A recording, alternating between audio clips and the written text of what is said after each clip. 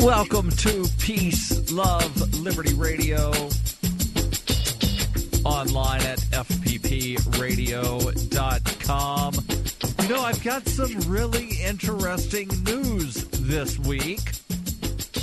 There obviously is what's going on in Hong Kong that has been making news, but I found some information out that is actually going to possibly improve your life. Aside from the ghost gunner machine that I will talk about later in the show, apparently some students and researchers at The Ohio State University have created a solar cell that is also a battery. Now, what do I mean by that? Because, you know, normally people think of solar cells as the big, weird-looking, reflective glass-type sheet thing that uses some sort of photosynthesis kind of something, and sun shines on it, and then it moves something to somewhere, and then it winds up, you know, putting energy in a battery. Well, apparently there is a rechargeable battery that is also a solar cell. The article here actually comes from The Ohio State University. It is in the form of a news article on their website, news.osu.edu, and I will post the link to this story on the Facebook page for Peace, Love, Liberty Radio. And the story says, is it a solar cell or a rechargeable battery? Actually, the patent-pending device invented at The Ohio State University is both. The world's first solar battery. In the October 3rd issue of the journal Nature Communications, the researchers report that they've succeeded in combining a battery and a solar cell into one hybrid device. Key to the innovation is a mesh solar panel, which allows air to enter the battery, and a special process for transferring electrons between the solar panel and the battery electrode. Inside the device, light and oxygen enable different parts of the chemical reaction to charge the battery. The university will license the solar battery to industry, where Yiying Wu, professor of chemistry and biochemistry at The Ohio State University, says it will help tame the cost of renewable energy. Wu said, the state of the art is to use a solar panel to capture the light and then use a cheap battery to store the energy. We've integrated both functions into one device. Anytime you can do that, you reduce cost. He and his students believe that their device brings down the cost by 25%. That is just absolutely amazing. Because this is totally revolutionary. It's a battery. And one of the photos from one of the news articles that I saw, they actually show like a AA size battery that you can wind up having these little AA batteries that are solar. You just set them out in the sun and they charge up. That's a game changer, especially for people that wish to live nomadic lives. Because one of the big problems with being a nomad is trying to figure out how to have electricity to make your electronics work, or to, you know, keep your electronics running. And having this totally opens up, and I cannot even express how excited I am over this. And knowing that it's going to bring the cost down by 25%. The article here continues. It says the invention also solves a long-standing problem in solar energy efficiency by eliminating the loss of electricity that normally occurs when electrons have to travel between a solar cell and an external battery. Typically, only 80% of electrons emerging from a solar cell make it to the battery. With this new design, light is converted to electrons inside the battery so that nearly 100% of the electrons are saved. The design takes some cues from a battery previously developed by Wu and doctoral student Jiado Ren. They invented a high-efficiency air-powered battery that discharges by chemically reacting potassium with oxygen. That design won the $100,000 Clean Energy Prize from the U.S. Department of Energy in 2014, and the researchers formed a technology spinoff called K-Air Energy Systems, LLC, to further develop it. Wu said, basically, it's a breathing battery. It breathes in air when it discharges and breathes out when it charges. For this new study, the researchers wanted to combine a solar panel with a battery similar to the K-Air. The challenge was that solar cells are normally made out of solid semiconductor panels, which would block air from entering the battery. Another doctoral student by the name of Mingzi Yu designed a permeable mesh solar panel from titanium gauze, which is a flexible fabric upon which he grew vertical rods of titanium dioxide like blades of grass. Air passes freely through the gauze while the rods capture the sunlight. Normally, connecting a solar panel, or rather a solar cell, to a battery would require the use of 4 electrodes. The researchers explain their hybrid uses only 3. The mesh solar panel forms the first electrode. Beneath, the researchers placed a thin sheet of porous carbon, which is the second electrode, and a lithium plate serves as the third. Between the electrodes, they sandwiched layers of electrolyte to carry electrons back and forth. Here's how the solar battery works. During charging, light hits the mesh solar panel and creates electrons. Inside the battery, electrons are involved in the chemical decomposition of lithium peroxide into lithium ions and oxygen. The oxygen is released into the air, and the lithium ions are stored in the battery as lithium metal after capturing the electrons. When the battery discharges, it chemically consumes oxygen from the air to reform the lithium peroxide. And again, I cannot even begin to express how interesting this is and how excited I am knowing that pretty soon I'll just be able to, go buy a single pack of batteries and never have to buy another pack of batteries because, my batteries are dead. Let me just set them outside for a while. And then by sitting outside, the battery charges itself because it's capturing the air and the sun.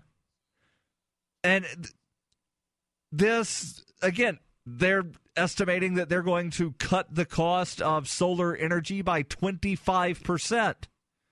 That is huge. That is really huge. Because think about other industries where this sort of revolutionary technology has happened. Not only is it the initial 25% that they're saying, we're automatically going to be able to drop it by 25%. After this gets further developed and the supplies wind up getting cheaper, because that's generally what happens with electric or electronic stuff, is things get cheaper. Because think about this. When you were a kid, a large desktop computer was probably $1,000. I know that they were well over $1,000 when I was a kid, and now you can buy a desktop computer for $200-$300, and that's going to be a top-end desktop. You can buy a laptop for $100. Things get cheaper, and pretty soon the cost is going to go down to virtually nothing. It's amazing. Stay tuned to Peace, Love, Liberty Radio. Find out about the Ghost Gunner when we come back.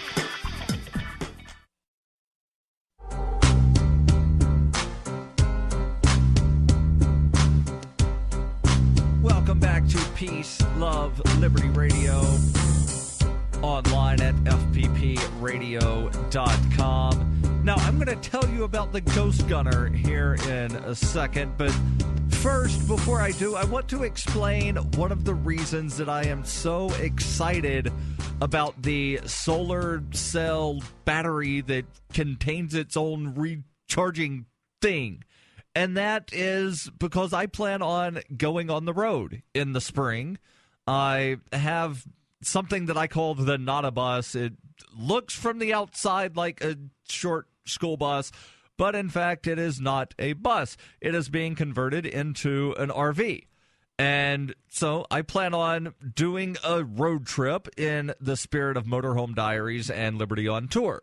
So I'm sure that, if you've been around the Liberty movement for a while, you remember Motorhome Diaries and Liberty on Tour. It was Pete Eyre and a couple of his friends took Marv, the Mobile Authority Resistance Vehicle. They took that across the country, and I plan on doing something similar. So I will leave New Hampshire. The plan is leave New Hampshire March 8th of next year, the conclusion of the Liberty Forum, and return at the beginning of the Porcupine Freedom Festival.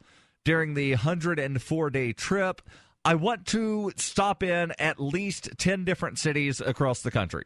And when I say stop in a city, that's going to include me staying there for several nights, meeting up with Liberty groups, finding out what the Liberty atmosphere of that area is, and hanging out with Liberty activists, find out what sort of things they have going on, and hopefully try to convince them to join together with other Liberty activists in New Hampshire, because that's where I currently am, and there's a lot of good things that are happening here because people are moving together. There's about 1,600 people that have moved to New Hampshire as part of the Free State Project, where they have signed a statement saying, I intend to move to New Hampshire and exercise the fullest practical effort to the creation of a society in which the maximum role of government is the protection of life, liberty, and property.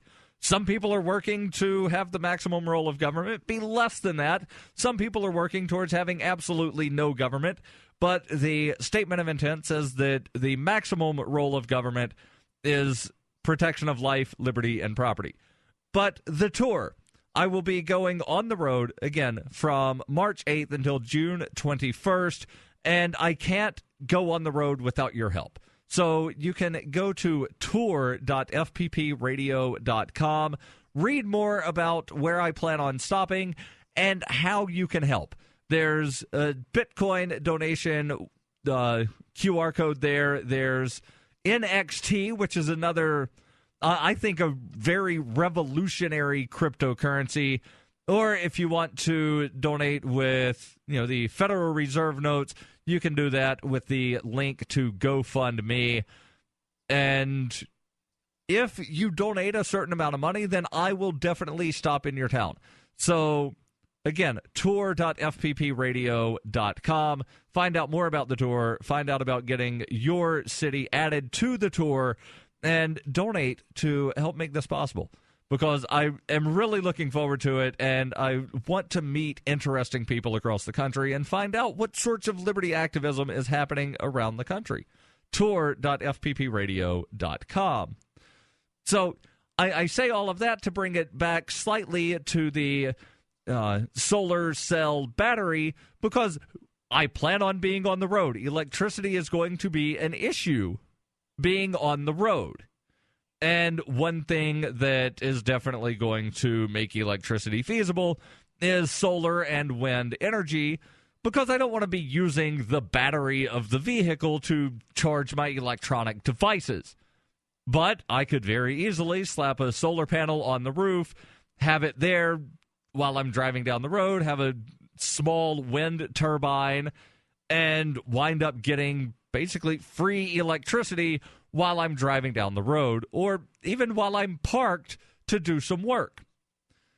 So the Ghost Gunner, while it's totally different than, renewable energy, it is also something that is very revolutionary. And the Ghost Gunner is brought to the world by Cody Wilson. Cody Wilson, you may recall, is also the man that brought the Liberator to the world. What's the Liberator, you ask? Well, the Liberator was the world's first fully 3D printed gun. 3D printers, you have this device and you put different sort of plastic stuff into it. I'm not really sure what it's called, but you put this stuff and then it bloop, bloop, bloop, it spurts out plastic and it makes what you want. As long as you have the schematics or whatever sort of file thing it is and you've got it hooked up to this thing and it makes stuff. It is a 3D printer. Well, now the Ghost Gunner, it's not exactly a 3D printer, but it is a lot cheaper than some of the other things that are similar to it. What am I talking about exactly? Well, let me get into the article here from Wired.com. The article says, when Cody Wilson revealed the world's first fully 3D printed gun last year, he showed that the maker movement has enabled anyone to create a working lethal firearm with the click in the privacy of his or her garage, or, hell, even in their living room. Now he's moving on to a new form of digital DIY gunsmithing, and this time the results aren't made of plastic. Wilson's latest radically libertarian project is a computer-connected milling machine he calls the Ghost Gunner. Like any computer numerically controlled mill or CNC machine, the 1-foot cubed black box uses a drill bit mounted on a head that moves in 3 dimensions to automatically carve digitally modeled shapes into polymer, wood, or aluminum. But this CNC mill, sold by Wilson's organization known as Defense Distributed for $1,200, is designed to create one object in particular, the component of an AR-15 rifle known as the lower receiver. Now, why exactly is a lower receiver something that is, worth getting excited about? Well, I'm sure the article here gets into it, but the lower receiver is the part of the AR-15 that is actually considered the gun. So everything else, the barrel, the trigger, the stock, the butt, the handle, all of it, not the gun. The lower receiver is the gun. That is what, if you buy a fully finished AR-15 lower receiver, that is the thing that will have the serial number on it. These have no serial number because you're not buying them finished. You're buying unfinished, finishing it at home. Therefore, it's a ghost gun. Find out more about the Ghost Gunner when we come back on Peace, Love, Liberty Radio.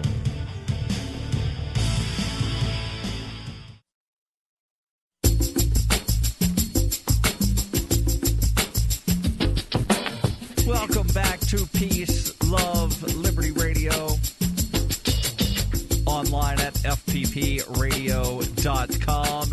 And I have some breaking news. Cody Wilson will actually be on the show in 3 weeks. So I'm still going to cover this story from Wired, but I just found out 75 seconds ago that Cody Wilson will be on the show in 3 weeks on October 26th, unless something happens, or October 25th, whatever the Sunday 3 weeks from today, 26th, I believe, Cody should be on the show, barring any unforeseen circumstances, but he just confirmed.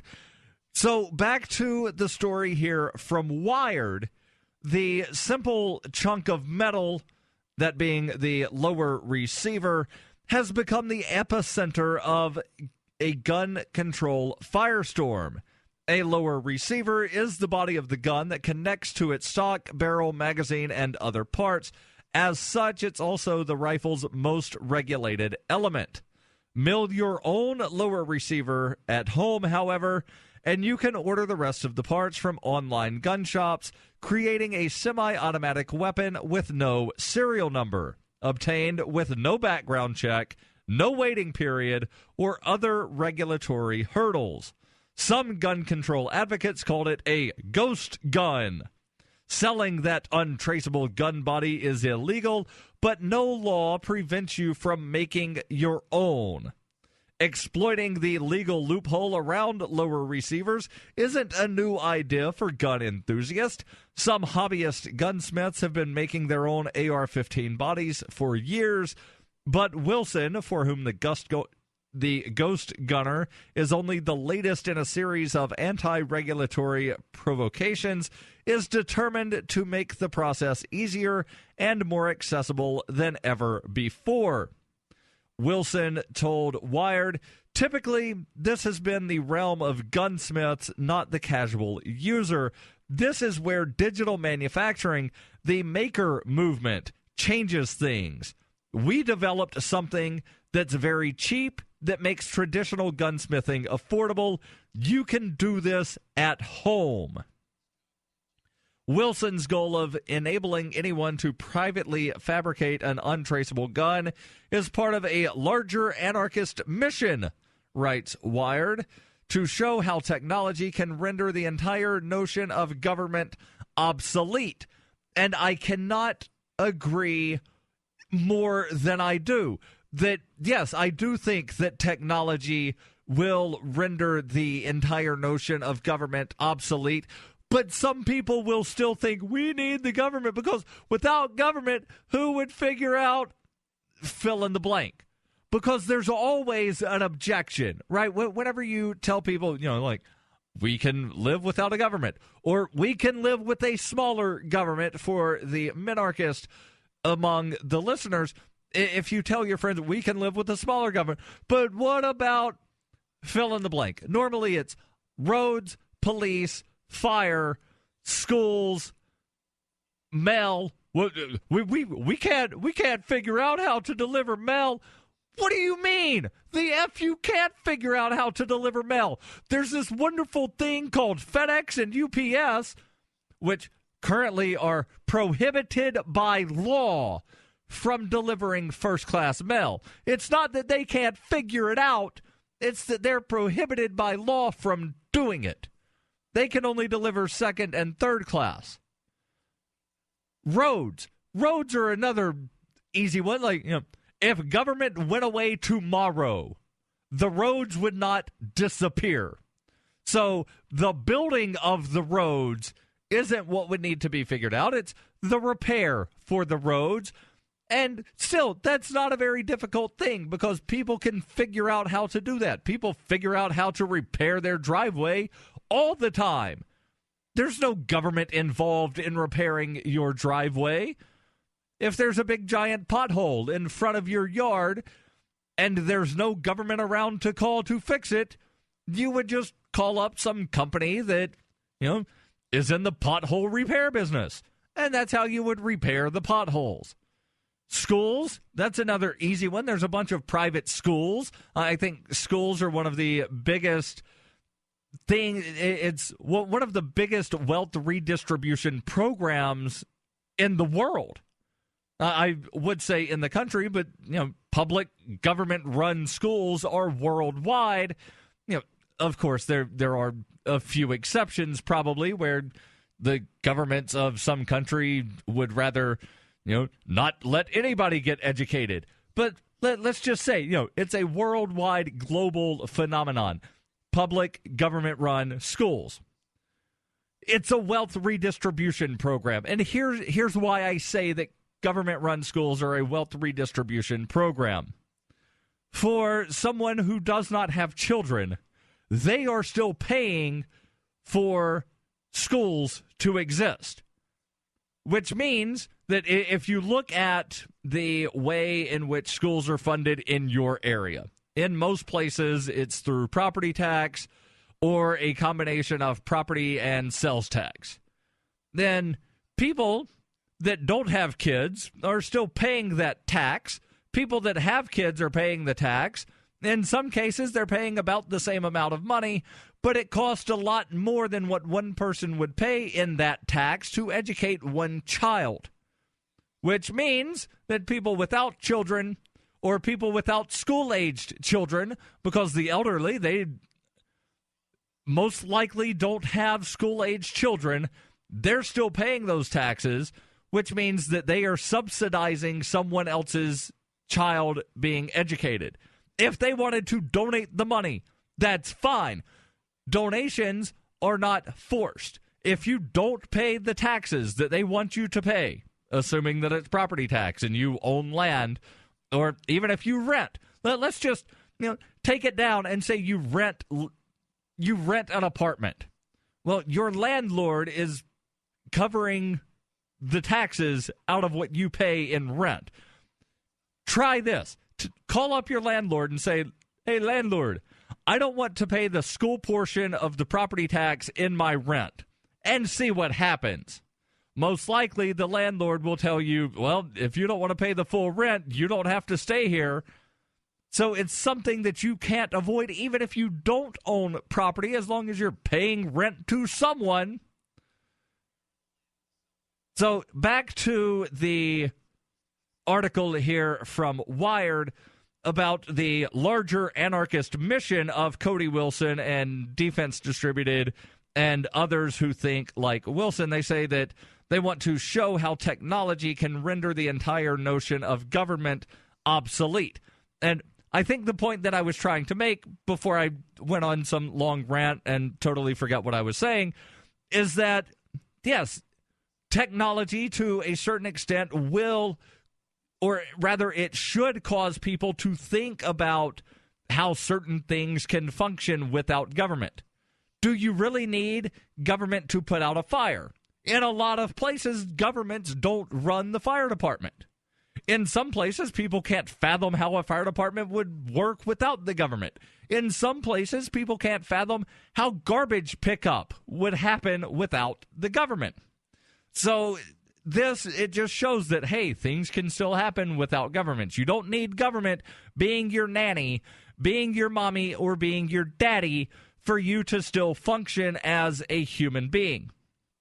The article from Wired continues. It says, he, being Cody Wilson, spent the last 2 years developing firearms designed to be printed as easily as ink on a page, neutering attempts at gun control. Wilson said, this is a way to jab at the bleeding heart of those total statists. It's about humiliating the power that wants to humiliate you. There's a little bit more from this article. Actually, there's a lot more from this article, so stay tuned. We'll finish it up or get what we can out of it when we come back on Peace, Love, Liberty Radio, online at fppradio.com.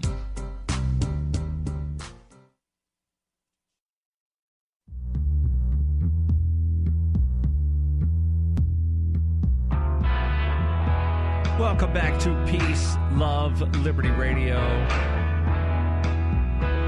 online at fppradio.com.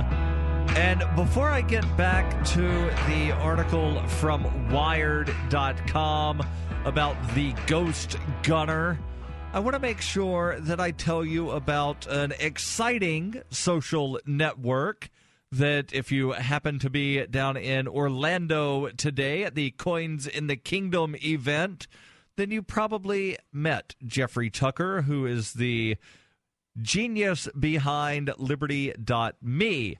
Liberty.me, it's in some ways like Facebook or Diaspora or some other social network in that it allows you to connect with people using, like you can post statuses, you can post links, there's chat rooms, you can, post silly GIFs in the chat room.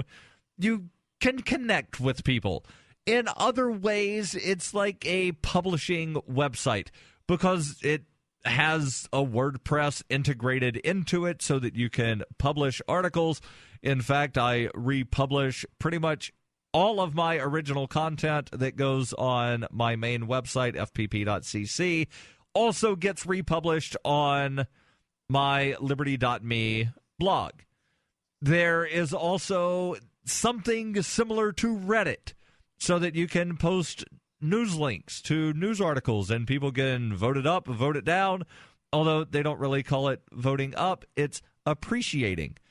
So you click a little button and it says you have appreciated this link. You can appreciate articles. There are also books and a lot of free books on liberty.me. So there's pretty much something for everyone. And if you join liberty.me and use my referral code FPP Radio, then you will wind up saving $5 per month on the life of your account. So liberty.me, use referral code FPP Radio. So back to the article here from Wired.com, and I will not finish this article because it is just too long for me to finish, but I have the link posted on the Facebook page for Peace, Love, Liberty Radio, which is facebook.com/Peace, Love, Liberty Radio. It's no, like weird special characters. You're not using a 3 instead of an E. You're not spelling love backwards, although I do that as the Twitter hashtag, but facebook.com/Peace, Love, Liberty Radio. The article continues. It says, Defense Distributed's controversial creations have included 3D printable plastic magazines and lower receivers for AR-15s, as well as an entire 3D printed pistol called the Liberator. But Cody Wilson says his switch from 3D printing to CNC milling metal makes the ubiquitous creation of usable lethal weapons one step more practical. He says 3D printed guns was about signaling the future. This is about the present. You can use this machine today to create something to the standards you're used to. The gold standard of the gun community is metal. In fact, the process of legally milling a metal lower receiver is easier than it sounds. Using the Ghost Gunner to carve a lower receiver from a raw block of aluminum would be a lengthy, complex process. But the firearm community has long traded in what are called 80% lowers. That is, a lower receiver-shaped metal piece that sells for around $80 and is roughly 80% finished. They only need to have a few holes and cavities milled out to become the body of a working gun.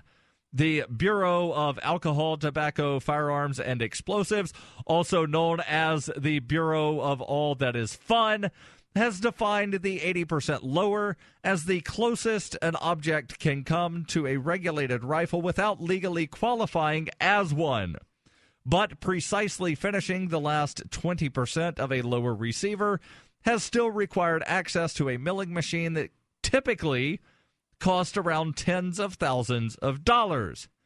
As with 3D printers, CNC machines are quickly moving from the realm of industrial manufacturing to affordable personal devices. Desktop CNC mills like the Shapeoko and the Nomad cost just thousands or even hundreds of dollars. The Ghost Gunner was built with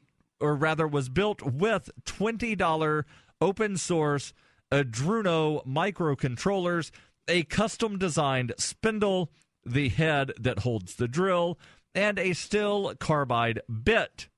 Defense Distributed machines can't carve pieces as large as its competitors, but its small size makes it more rigid and precise, allowing it to cut an aluminum lower receiver from an 80% lower in around an hour. Meaning that you take an 80% lower, you put it in the Ghost Gunner, press a button, and in about an hour, you have a finished lower receiver.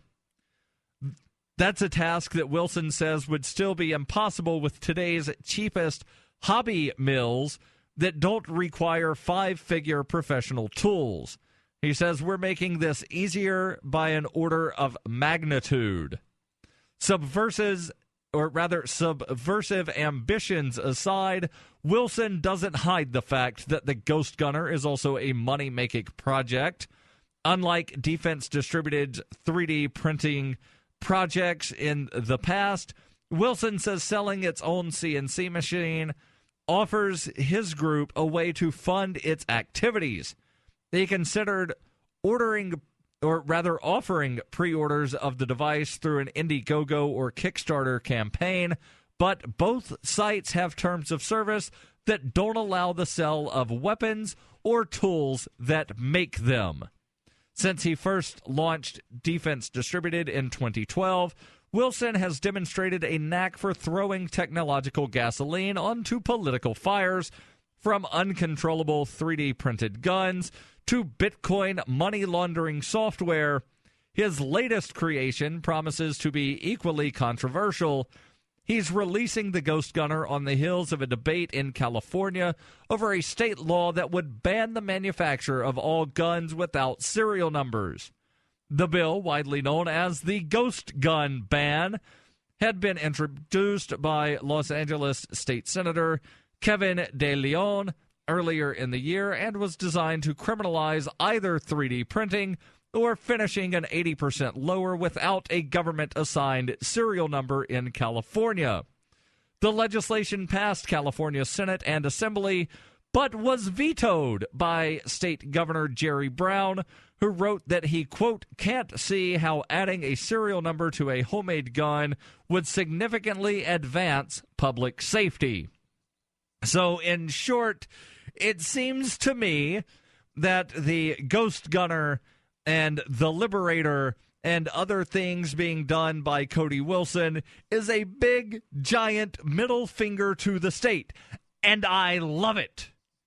I love it not because Cody Wilson is doing things that are completely subversive, because they're not. He's just finding loopholes. He's exploiting the loopholes. There's nothing wrong with exploiting a loophole.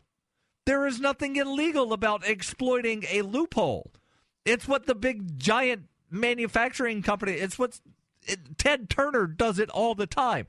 Ted Turner is not a farmer, but Ted Turner owns a bunch of farmland that somebody takes care of, and he gets tens of millions of dollars a year in farm subsidies because, why? He exploited a loophole. Cody Wilson found a loophole. He's exploiting it. He's showing other people the loophole. He's saying, look how big this is. You can do this at home. So I'm almost as excited about the Ghost Gunner as I am about that rechargeable battery that you just set outside in the sun. It sucks up the sun and goes and boop, and it is charged, and you don't have to be hooked up to the grid.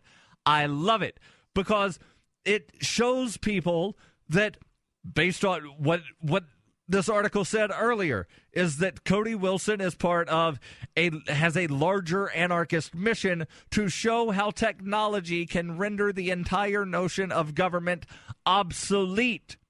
And that's what I'm trying to do. That's what other people are trying to do, is show people that the government is obsolete, that you don't need a government. It exists, sure. Although some people would say, like, government's a fiction.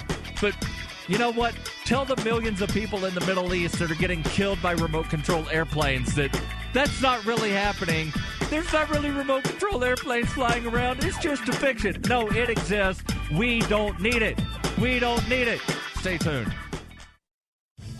Hi, I'm Darryl W. Perry, and I need your help to take Peace, Love, Liberty Radio on the road. In the spirit of Motorhome Diaries and Liberty on Tour, I intend to take the message of peace, love, and liberty on the road. I intend to leave New Hampshire at the conclusion of the New Hampshire Liberty Forum and return at the beginning of PorcFest. During the 104-day trip, I'll be visiting at least 10 cities across the country, speaking to people about the ideas of peace, love, and liberty, while continuing to produce daily Liberty media. Pensacola, Florida, Austin, Texas, Sedona, Arizona, and Denver, Colorado are already on the map. If you have a college group, a local Liberty on the Rocks, or other Liberty meetup that you'd like me to visit, you can possibly add your event to my calendar. To find out more about the tour or to donate, visit tour.fppradio.com. That's tour.fppradio.com.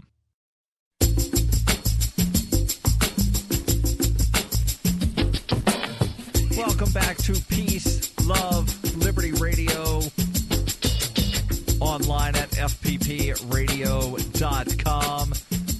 This is hour number 2, which normally means interview hour, and my guest has been trying to call in. There's something wrong with, I'm not sure if it's the phones here in the LRN studio or if it is the phone belonging to my guest, Tony Jones, who is running for lieutenant governor in Rhode Island. And I know it's election season, and I also know that I don't really like having politicians on the show. However, Tony is doing something that a lot of people don't do. He is running on a platform of, if elected, I will do everything in my power to eliminate this office. And that is why I want Tony on the show.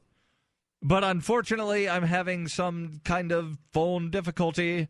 Again, I don't know if it's the phone here or if it's the phone that Tony is using to call from.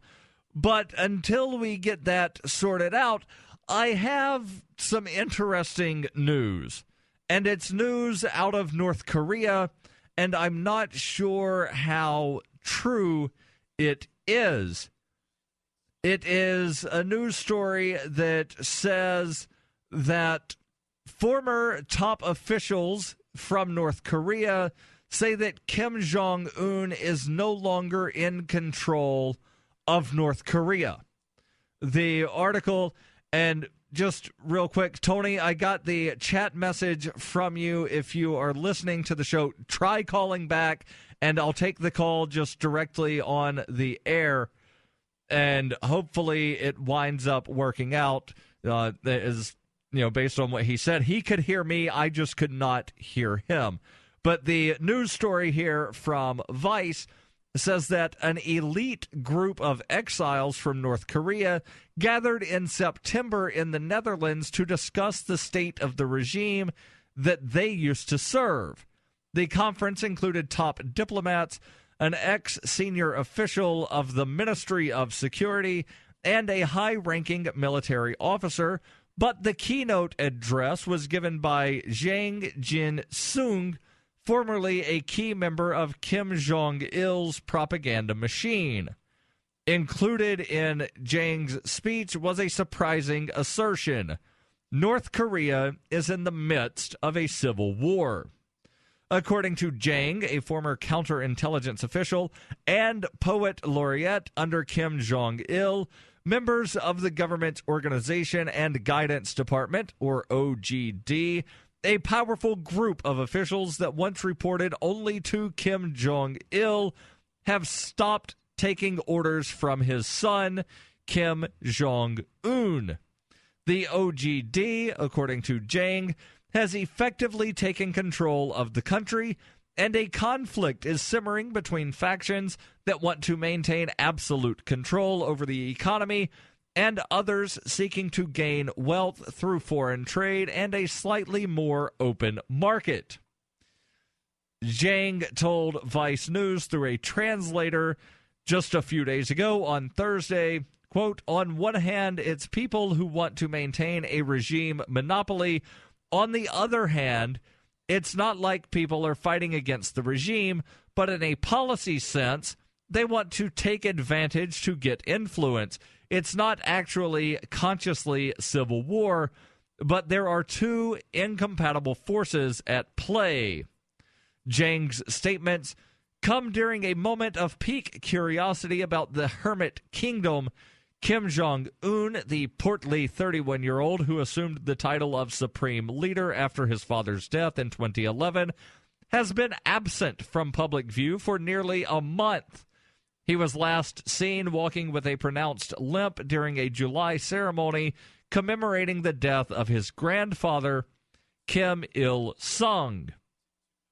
He typically presides over the Supreme People's Assembly, a rubber stamp parliament, but missed the meeting in early September and was replaced by a propaganda video that again showed him limping. Despite some discomfort, our marshal continues to come out and lead the people, the film's narrator said. Rumors abound about the cause of his absence, including a report from South Korea's Chosun Ilbo that he recently underwent surgery after fracturing both his ankles during a grueling tour of military bases and factories in Cuban Hills. The South Korean news agency Yonhap cited anonymous sources saying that Kim, a heavy smoker who has become markedly plump since assuming the role of dictator, is suffering from gout along with some disorder that I can't pronounce, hyperlipidemia, obesity, diabetes, and high blood pressure. Whatever the cause, Kim Jong-un's absence has sparked another round of speculation about the stability of the North Korean regime and what will happen to the country if the young dictator dies or becomes deposed. Rumors of a coup spread quickly earlier this week on Weibo, China's version of Twitter, followed quickly by a stern denial from China, the regime's chief ally. A U.S. Department spokeswoman told reporters on Monday that the coup reports are unconfirmed. Jang, however, believes the coup actually happened in 2013 and says Kim Jong-un is only serving as a puppet leader, with officials from the OGD pulling the strings. After going into exile, Jang became a senior research fellow at the Institute for National Strategy in Seoul and authored a memoir, Dear Leader, about his time serving Kim Jong-il. Jang is also the founder and publisher of New Focus International, an independent outlet for North Korea news and analysis. Combined with his knowledge of the inner workings of North Korean bureaucracy, Jang says he maintains contact with sources inside the regime that provide him with current information.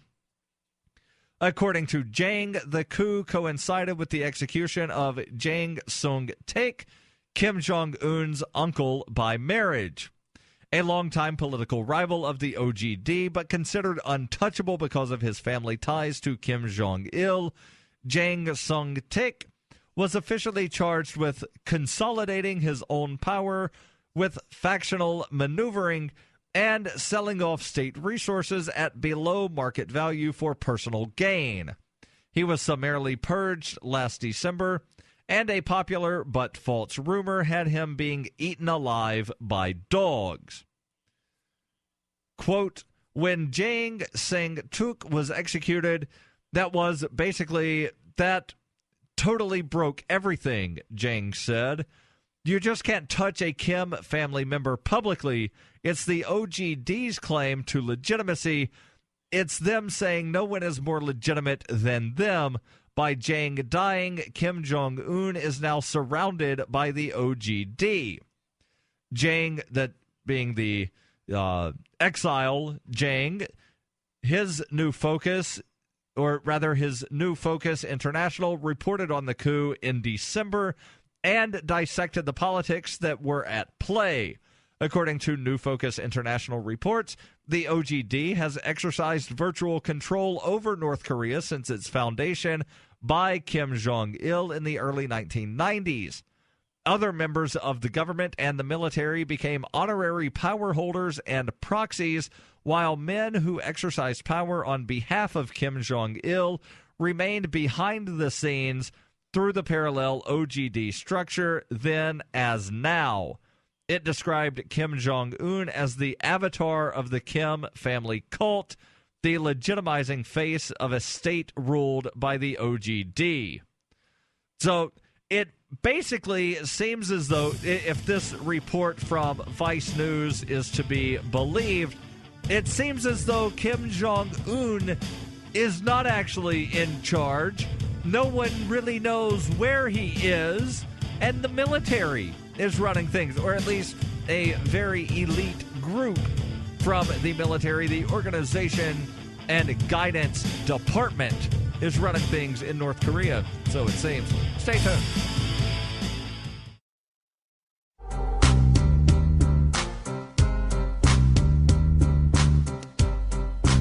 Welcome back to Peace, Love, Liberty Radio, online at fppradio.com. Still not sure what's going on with the phones and with my guest, or rather my scheduled guest, Tony Jones, but hopefully he will be calling in. I have given him a secondary telephone number to call. And while we wait on that, I have an interesting news story from the U.S. Chamber of Commerce. Not an organization that I generally get news from, but I saw this headline and I had to pull it up because it's one of those stories that sort of shows people with empirical data that America is not the greatest place in the world when it comes to corporate taxation. Because remember that there was the thing recently where Burger King announced, we're taking our headquarters to Canada. And a bunch of people got upset. You can't leave. But yet it's the same people that say, if you don't like the taxes here, go somewhere else. And then when somebody tries to go somewhere else, you can't leave here to take your money with you. You're being greedy. Well, apparently, according to the U.S. Chamber of Commerce, the U.S. is losing on international tax competitiveness. The article says there might be a few instances where it's a good thing to come in last, like at a hands on a hard body contest, for example. But when it comes to having a competitive international tax code, you probably don't want your country to be stuck somewhere on the bottom of the rankings. That's exactly what happened to the United States, according to a new ranking by the Tax Foundation. All right, so the U.S. isn't dead last on the Tax Foundation's International Tax Competitive Index, or the ITCI. That honor goes to France, but the U.S. does come in 32nd on the list of 34 OECD countries. The new index measures the extent to which a country's tax system adheres to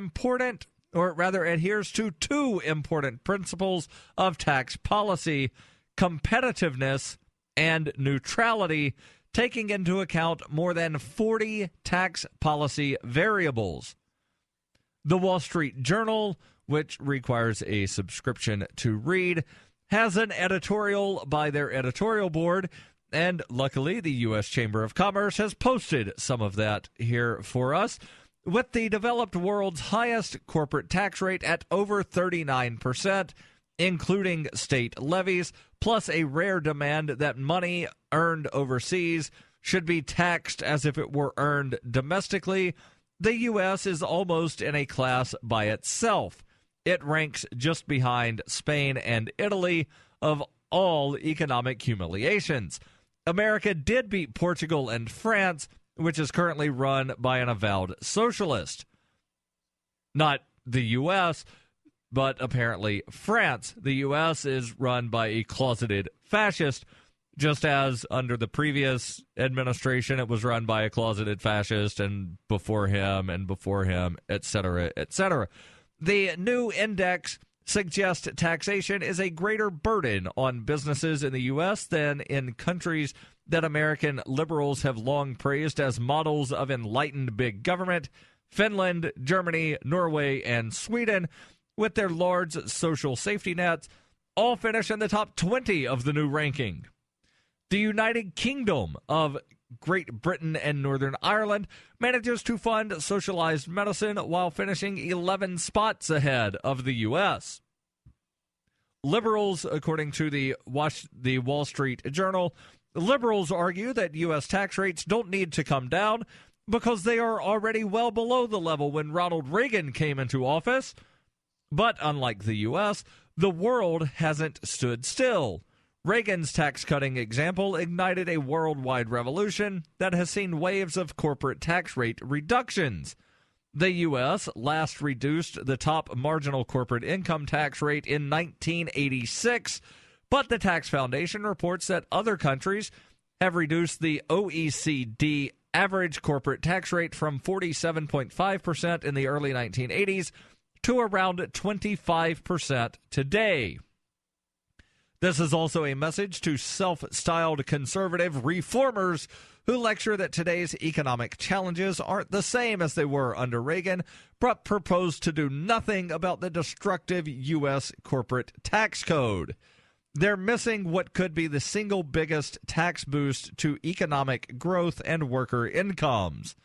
Abundant economic research by Kevin Hassett and Aparna Mathur, among others, has shown that higher corporate taxes lead to lower wages. Rather than erecting an iron curtain that keeps U.S. companies from escaping, the White House and Congress should enact reforms that invite more businesses to stay or move to the United States.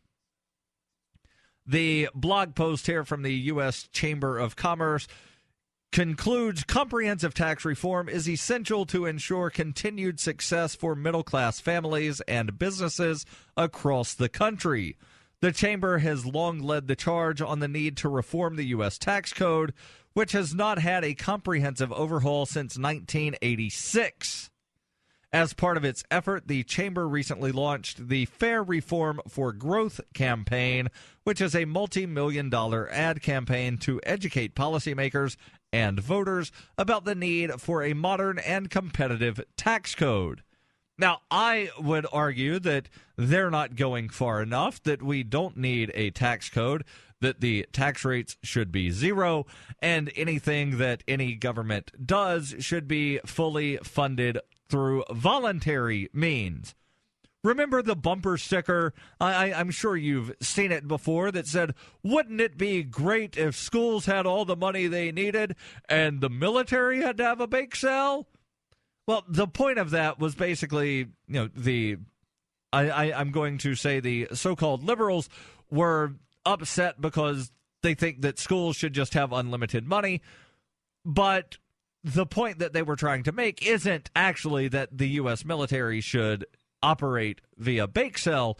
They were just trying to, show the difference between the fact that it seems as though the military has unlimited money when, in fact, they don't have unlimited money, but they never seem to run out. They always get what they want. There's, as they say, there's always money for war, sort of a play on the old Bill Cosby. There's always room for Jell-O.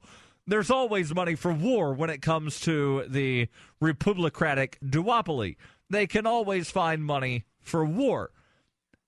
But wouldn't it be great if all functions of government operated via bake sale? Not literal bake sales, because I don't want to actually pay politicians to bake cookies because I don't trust them to do so.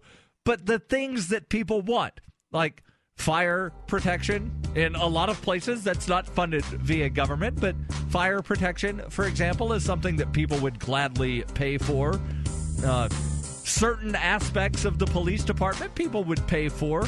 I don't think people would voluntarily pay, or not a lot of people would voluntarily pay to kill brown people with remote control airplanes. Stay tuned to Peace, Love, Liberty Radio. More when we come back.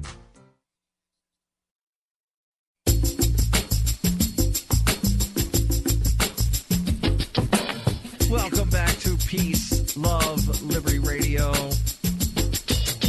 Online at fppradio.com. And before I get back into some interesting news, I want to make sure that I tell you about Roberts & Roberts Brokerage. Since 1977, Roberts & Roberts has been a trusted source for buying and selling your investment-grade precious metals. They take Bitcoin for purchasing precious metals so that you can turn your profits into a long-term, stable investment. I emphasize stable because the price of Bitcoin has come down a little bit in the last few weeks. But I do think that, in 10 years, Bitcoin is going to be doing a lot better than the U.S. dollar. Let's put it that way. But you do want something stable, and that's where gold and silver come in, because gold and silver have been somewhat stable for thousands of years. Of course, the price does fluctuate, but they are always a store of value. So call Roberts & Roberts Brokerage as soon as you get a chance for knowledgeable advice on investing. 800-874-9760. And, of course, today the fine folks from Roberts & Roberts are down in Orlando at the Coins in the Kingdom event. I believe they may be there tomorrow, Monday, October 6th as well. But later in the week, they will be there. So give them a call, 800-874-9760. So I found basically some breaking news. This came out a couple of hours ago from the Hindustan Times. It's about the protest in Hong Kong. And actually, the Hindustan Times is reprinting this from the French news outlet AFP, which is the Association France Presse. So basically, it's the French Associated Press, essentially. The headline is, Hong Kong protesters remain at government headquarters as deadline looms. Hong Kong's pro-democracy protesters remained stubbornly encamped outside the city government headquarters in the early hours on Monday, with no sign that they would meet a deadline to clear the area by morning. Because, yes, it is already Monday in Hong Kong. Embattled Hong Kong leader Long Chun-ying has said his administration is determined to take all necessary actions to restore social order and allow government staff to resume work by Monday morning. The social order that Long Chun-ying is referring to would be getting the thousands of pro-democracy protesters to remove themselves from the downtown area of Hong Kong, specifically the Mong Kok district. I'm guessing I'm pronouncing that right. I'm not really sure. I don't speak Chinese fluently, so I'm guessing on how to pronounce some of these places. But there's one certain district that, if you've seen the pictures, it's, just like side of the picture to the other side of the picture, top to bottom. What isn't buildings is people. And they aren't happy. They are protesting for universal suffrage and also being able to have more than one choice when they have their election in 2017, which I realize that's in, over 3 years or nearly 3 years from now. But this is really the first time that there have been pro-democracy protests in China. Obviously, it's not in mainland China because Hong Kong is one of these special sort of autonomous areas that's kind of independent but not really independent. But it's still overseen by China. But this is the first pro-democracy protest in any part of China since the Tiananmen Square incident in 1989 with Tank Man. I'm sure you remember Tank Man. Tank Man was the guy that stood defiantly in front of a line of tanks in Tiananmen Square. The tanks were being brought in to crush the protest. The people weren't happy that they only had one choice, in their elections. And that choice was whoever the Communist Party of China says that you get to vote for. Here in the U.S., and yes, I am comparing U.S. elections to Chinese elections. If you don't like it, send me hate mail, editor@fpp.cc. In the U.S., we only have the illusion of choice. You get two parties, the Republicans and the Democrats. When they actually get elected, they do pretty much the same thing. And I believe this is Tony Jones calling in. Is this Tony Jones calling the Peace, Love, Liberty Radio? It is, and I apologize. I usually pride myself on being the one libertarian that is normally on time for things, but I had some serious technical difficulties today. Yeah, you attempted to be on time, and for that I do applaud you. I'm not really sure what the technical difficulties were, but I am glad that you're on the show. And just before you called, I was talking about the protest in Hong Kong, because the people in Hong Kong, they want more choices. And here in the U.S., a lot of people say that they want more choices. And of course, we're given, two sides of the same coin. We have the red team fascist and the blue team fascist. And sometimes people actually have somebody completely different to vote for. And in Rhode Island this year, you are running for lieutenant governor on a very unique platform. Right. And that's why I invited you on, because of the unique platform that you're running on. So, explain to everyone what your platform is. So here in Rhode Island, the office of the lieutenant governor is $1.1 million a year. The lieutenant governor getting $100,000 of that, and then the rest going to his staff and his minions and whatnot. However, the lieutenant governor's office here doesn't actually do anything, so they just kind of hang back and wait for the governor to pass away. Hold on. So the lieutenant governor of Rhode Island isn't the president of the Senate? Nope. They were up until 2003, and then that was kind of thrown out. So when you say that they have no duties, you actually mean they have no duties? Right. They hang out. So why is there a lieutenant governor in Rhode Island? That's exactly my point, and that's why I'm working to. If I were elected, I would work towards abolishing the office. Now, in the meantime, I would serve voluntarily, so I wouldn't collect a salary, I wouldn't hire a staff while I was advocating to eliminate the office. Okay, so you would basically be called lieutenant governor. Right. And you would refuse the $100,000 per year salary. You would not have a staff?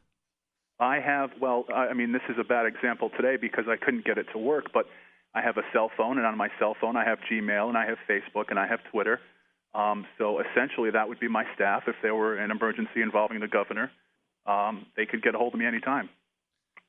So how exactly why would people really need to get a hold of you if you have no duties? Right. That's I guess there's probably some sort of ceremonial role of, hey, Tony, we need you to go to this parade on Saturday because such and so Little League baseball team wound up winning some award, and the governor would love to go hang out with the little baseball kids, but he's got to wash his dog on that Saturday, so we need you to go to this parade. Is that sort of what would happen as lieutenant governor? Since there's no official duties, you don't have to go to the Senate, you don't have to read legislation. I want to find out more. So hang on, we're at the end of this segment. We'll come back for the final segment, find out more about the purpose of a lieutenant governor or any elected official that has no duties, and what libertarians are doing to fix that.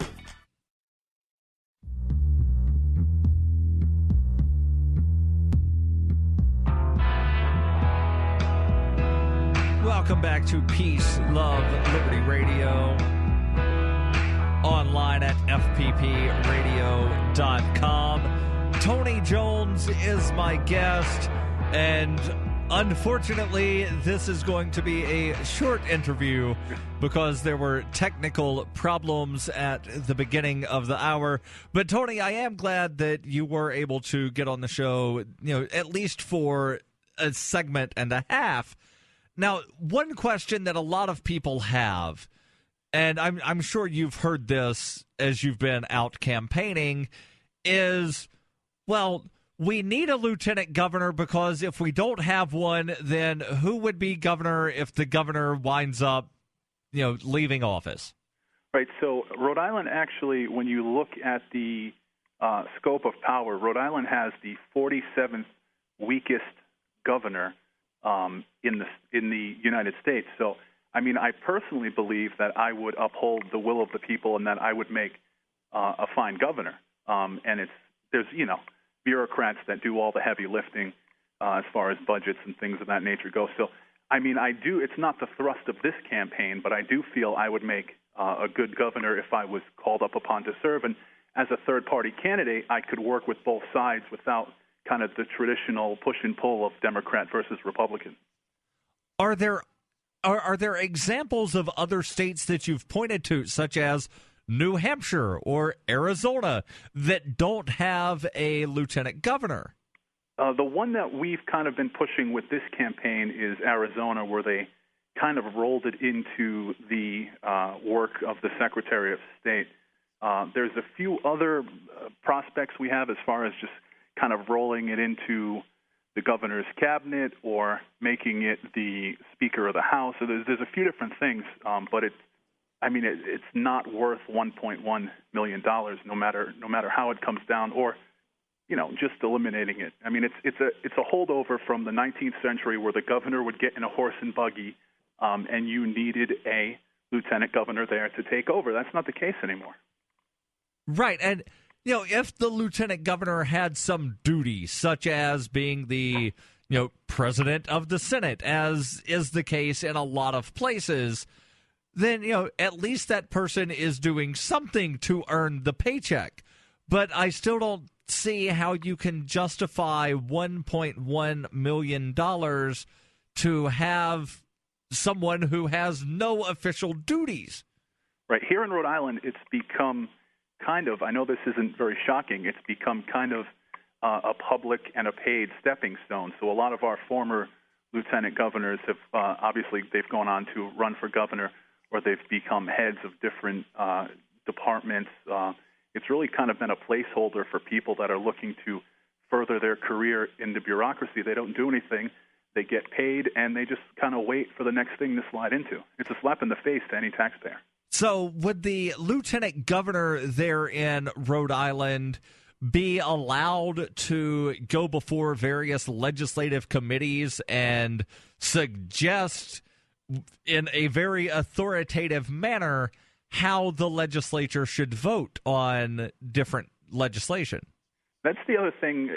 Not really. What's laid out in the Constitution, there are some statutory roles, but it's really no different than what hundreds of people do as far as volunteering to serve on a board or commission. The lieutenant governor can be appointed to serve on a board for arts and entertainment or serve on a board for small businesses. But I'm personally on an arts council in my hometown. It's really no different than just being on a board and commission, and that's the problem I'm seeing with my opponents, especially my major party opponents, is that they're kind of just making stuff up, and I like to call them out on the fact that, that's, you can't just, this is the only instance where you can just kind of make stuff up. Here's what I'm going to do.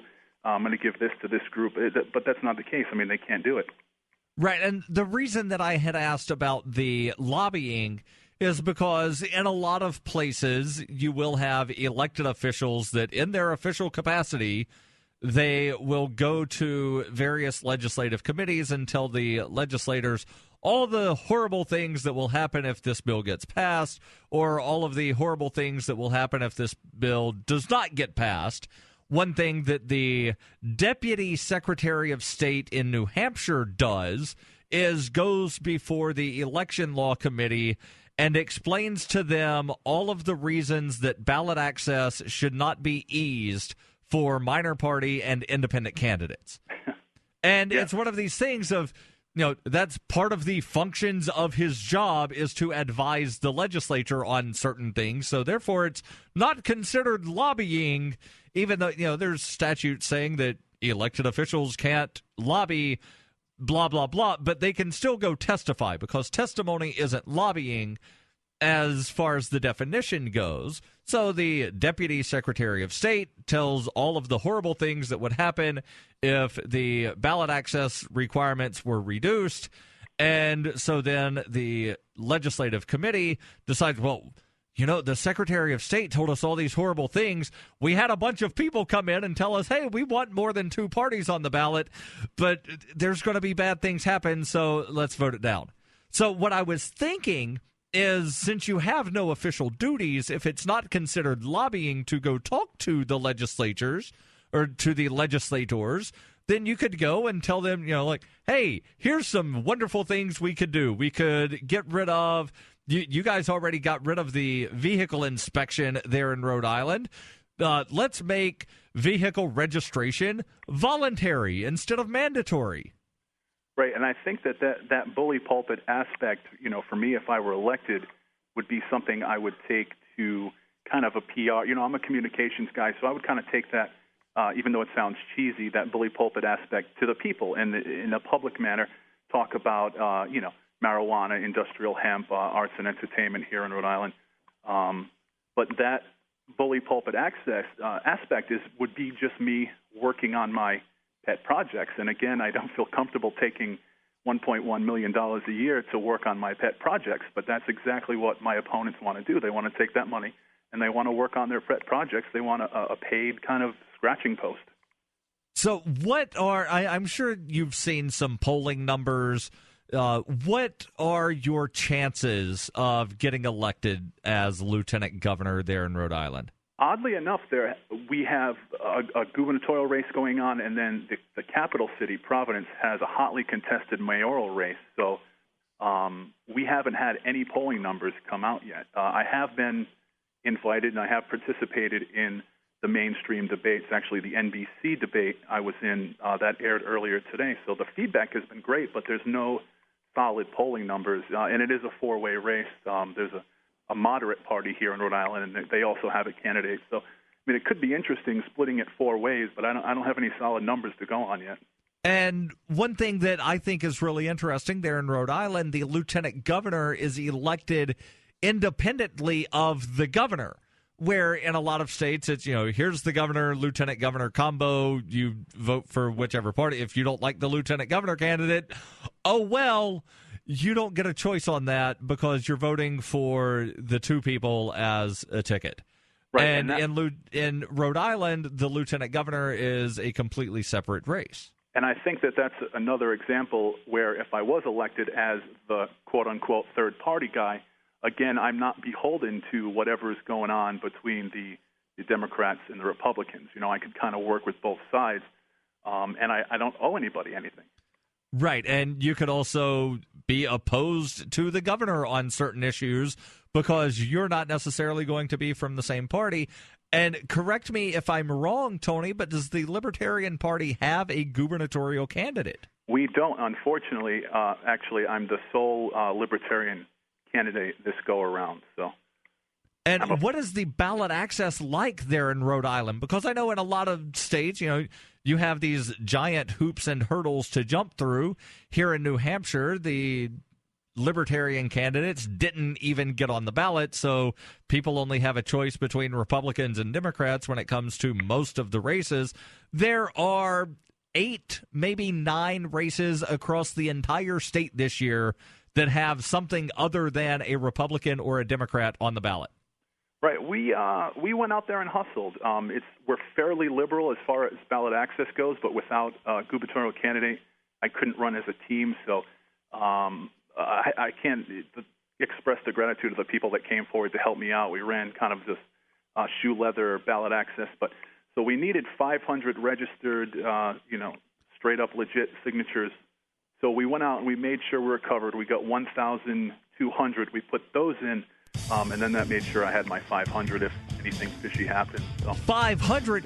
I wish New know. Hampshire only required 500. It's 3,000 for it statewide. If you want to party, it's 3%, which winds up being somewhere around 20,000. And that's just the valid. Then you have to add in the cushion. Tony, thank you so much for being on. Unfortunately, we are out of time, but I do look forward to talking to you at some point in the future about the results. Thank you, sir. This